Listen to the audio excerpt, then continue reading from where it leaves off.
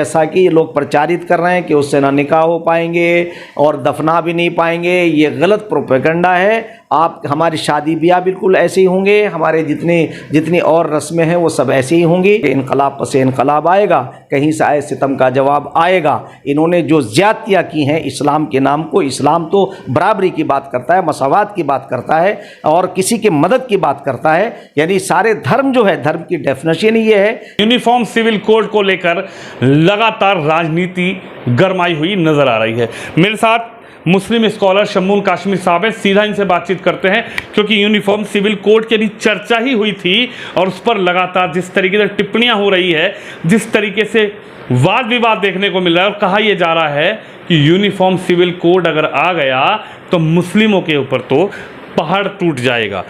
शम्मून काश्मीर साहब, मैं आपको लगातार देख रहा हूँ, आप लगातार डिबेट में बैठ रहे हैं। मैं आज ही आपसे जानना चाहता हूँ कि यूनिफॉर्म सिविल कोड से आखिर मुस्लिमों को कौन सा पहाड़ टूट जाएगा अगर यूनिफॉर्म सिविल कोड लागू हो गया तो? नहीं, देखिए, अभी सबसे पहले इस देश में भारत, आज़ाद भारत में जो यूसीसी के ऊपर एक ड्राफ्ट आ रहा है, वो उत्तराखंड राज्य के मुख्यमंत्री श्री पुष्कर सिंह धामी जी ने पहल की और मैं उनकी इस पहल को बहुत पॉजिटिव देखता हूं। और उन्होंने पहल करके ड्राफ्ट जो वहां आने वाला है उत्तराखंड के अंदर, जिसमें लाखों लोगों ने अपनी राय दी है और वहां के यशस्वी निष्पक्ष विकासपुरुष मुख्यमंत्री श्री पुष्कर सिंह धामी जी ने उस पर पहल करके एक अच्छा संदेश पूरे देश को दिया है। और मैं समझता हूं कि देश में मुख्तलिफ़ चैनलों पे उनकी चर्चा भी हुई है। इसके लिए मैं इस पहल के लिए उन्हें साधुवाद भी देता हूं, मुबारकबाद भी देता हूं। और इस पे मुसलमानों ने जो बगैर ड्राफ्ट देखे हुए, अभी ड्राफ्ट आया नहीं, अभी उसके ऊपर कोई चीज़ क्लियर नहीं है, लॉ कमीशन ने सुझाव मांगे हैं, आपको अपने सुझाव जाके देने चाहिए। इससे पहले ही आपने जो है वो शोर मचाना शुरू कर दिया और मुसलमानों को भ्रमित करना शुरू कर दिया कि ताकि जो मुसलमान इसमें भ्रम में पैदा हो जाएं और वो ये समझने लगे कि यूसीसी तुम्हें कंट्रोल करने के लिए आ रहा है। ऐसा कुछ नहीं है। हमारा देश संविधान से चलता है, हम एक लोकतांत्रिक व्यवस्था के अंदर जीते हैं।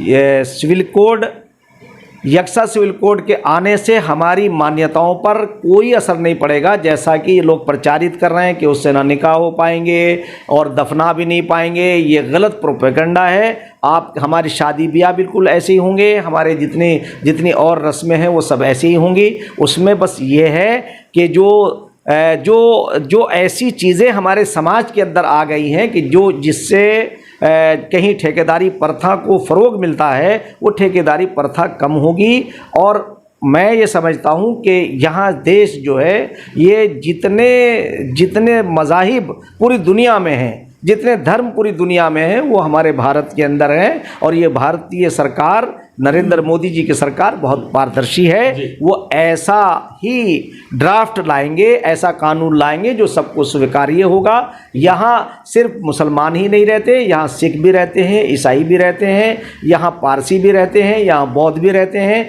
इसलिए मुसलमानों को इस पर संयम रखना चाहिए और कतई तौर से इसमें भ्रमित नहीं होना चाहिए कि यक्सा सिविल कोड तुम्हारे कहीं खिलाफ है। ऐसा नहीं है, बल्कि कुप्रथाओं को रुकना चाहिए। जैसा कि मैं एक बात वाज़े कर दूं कि कुप्रथा ये थी कि ये जो हलाला है, इसका कोई कंसेप्ट कुरान पाक में नहीं था। इन लोगों ने एक रास्ता निकाल करके उसका मिसयूज़ किया। जैसे उसका कंसेप्ट विनोद शर्मा जी ये था कि अगर किसी ने अपनी बीवी को, अपनी पत्नी को छोड़ दिया, तलाक ले लिया उसने, और उसने कहीं और जाकर के अपना विवाह कर लिया, यानी निकाह कर लिया किसी और से, वो भी छोड़ दे या वो फौत हो जाए, यानी डेथ हो जाए, तो उसमें इतनी परमिशन परवरदिगार ने, यानी हम सब के मालिक ने, अल्लाह पाक ने कुरान पाक के अंदर दी थी कि वो औरत अपने साबिका यानी अपने एक्स पति के साथ जाके फिर से निकाह करके रह सकती है। इन्होंने इसके अंदर एक गुंजाइश निकाल के कुप्रथा को दाखिल किया, उसे ये करके कि सेंटर खुल गए उन नालायकों ने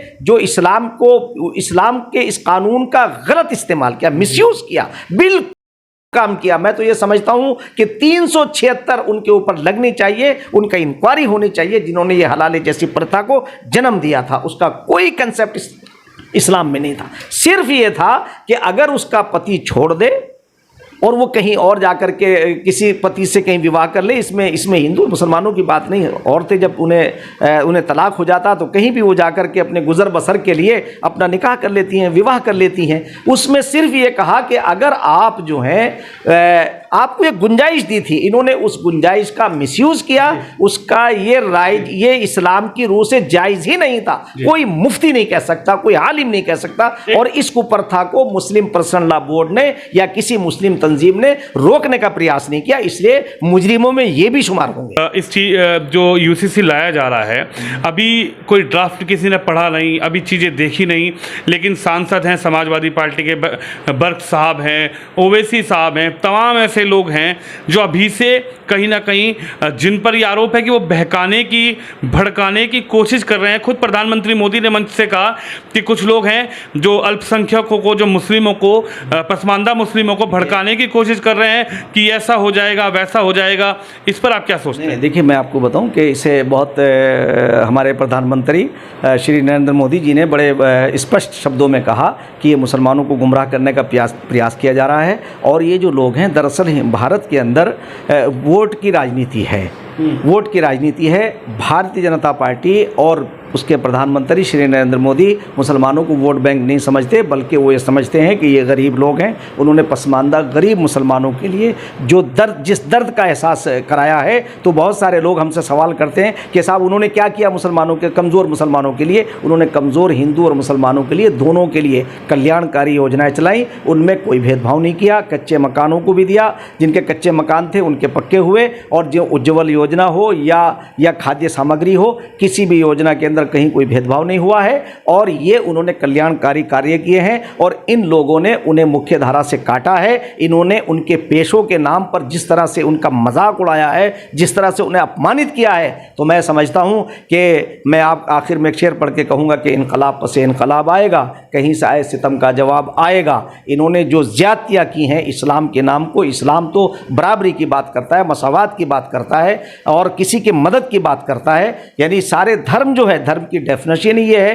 कि करुणा, प्यार और त्याग। जिसमें त्याग ना हो, करुणा ना हो, प्यार ना हो, वो धर्म नहीं हो सकता। इसलिए कि धर्म वही है कि जिसके अंदर करुणा हो, प्यार हो, त्याग हो। तो ये लोग तो धर्म में रह के भी मैं समझता हूँ अधर्म की बात करते हैं। तो इसलिए मैं ये समझता हूँ कि यूसीसी के ऊपर इन्हें वावेला नहीं बचाना चाहिए और मुसलमानों को गुमराह नहीं होना चाहिए। उन्हें इनके ऊपर इतना भरोसा नहीं करना चाहिए, बल्कि सरकार कोई ऐसा काम नहीं करेगी कि जिससे किसी भी, इस्लाम नहीं, किसी भी धर्म के अंदर मुदाखलत सरकार का कोई ऐसा कार्य नहीं होगा जो वो किसी में भी भेदभाव की बात करे। मेरा ऐसा विश्वास है कि ये सरकार पारदर्शी और ट्रांसपेरेंसी सरकार है। ये अन्य उन लोगों की सरकार नहीं जो करनी और कथनी में जिनकी अंतर है। जैसे अरविंद केजरीवाल ने कहा था कि हम जो है ऐसी राजनीति करेंगे जो अब तक किसी ने नहीं की। उन्होंने ऐसी की कि 54 करोड़ का बंगला बना लिया। उन्हें मैं समझता हूं कि सुप्रीम कोर्ट ने जो अभी संज्ञान लिया है, इन सारी चीज़ों का संज्ञान लेकर के इनके खिलाफ कार्रवाई होनी चाहिए। मनीष सिसोदिया की प्रॉपर्टी जो है वो अटैच हुई है, कहते थे हम कट्टर ईमानदार हैं। कट्टर ईमानदारों का ये हाल हो रहा है। तो इसलिए नरेंद्र मोदी जी वाकई एक ऐसे व्यक्ति हैं जो सबका साथ, सबका विकास, सबके विश्वास का नारा जो उन्होंने दिया है वो उस पर काम कर रहे हैं। चलिए, हमारे साथ शम्मून काश्मीर साहब थे, जिनका ये कहना है कि यूनिफॉर्म सिविल कोड जो आ रहा है इसको हम समर्थन करते हैं और जो लोग गुमराह करने की कोशिश कर रहे हैं उनको भी जवाब दिया कि इसमें गुमराह ना करें। और जनता जनार्दन से अपील की है, खासकर मुस्लिम समुदाय से अपील की है कि आप यूनिफॉर्म सिविल कोड को समझिए। उसमें कहीं भी ऐसा नहीं है कि आप अपने जो कार्य हैं, जो आपके फंक्शन है, जो आपकी सभ्यता है, जो आपकी संस्कृति है, उसको भुलाया जाएगा या उसको हटाया जाएगा। आप भी इस खबर पे, इस वीडियो पर अपनी राय रखिए, वीडियो को शेयर जरूर करिए। कैमरामैन शिवम यादव के साथ विनोद शर्मा।